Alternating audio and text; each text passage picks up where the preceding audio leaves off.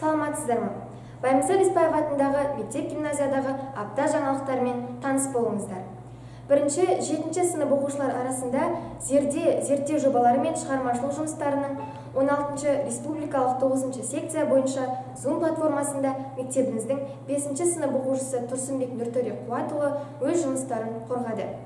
Орыс тілі мен әдебиет пәні мұғалімі Қалмаханова Айгүл Базарбайқызының жетекшілігімен «Вкусный орфограмма» тақырыбындағы ғылыми жобасын қорғап, Нұртөре 3-ші орынды иеленді.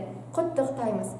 Рухани адамгершілік білім беру бағдарламасының авторы Сара Назарбаеваның 80 жылдығына орай өзін-өзі тану пәні бойынша махаббат пен шығармашылық педагогика декадасының ашылуы өткізілді. Сара Алпысқызы Назарбаеваның еңбектері туралы айтылып өтті.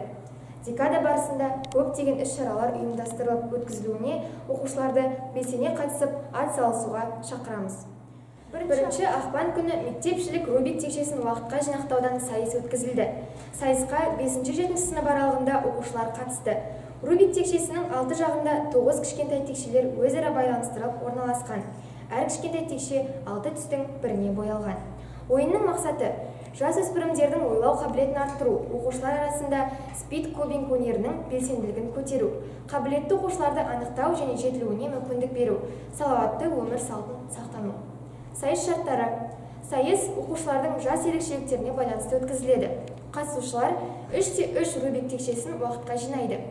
Жарыстың нәтижесі және қазылар алқасының қорытындысы бойынша 6-шы А сынып Елдес Еркебұлан бас жүлде, 5-ші А сынып Дүнбаев Дидар 1-ші орын, 6-шы А сынып Ғалым Дәурен 2-ші орын, 7-ші Б сынып Сансызбай Еділ 3-ші орын, 5-ші А Қуаныш Азамат, 6-ші А Бегаділ Нұрай, 7-ші А Үрназар Нұрдәулет алғыс хаттарымен марапатталды. Сіздерді құттықтаймыз. Мектебіміздің жағымды жаңалықтарымен таныстырған Қалмаханбет Анел. Назарларыңызға рахмет.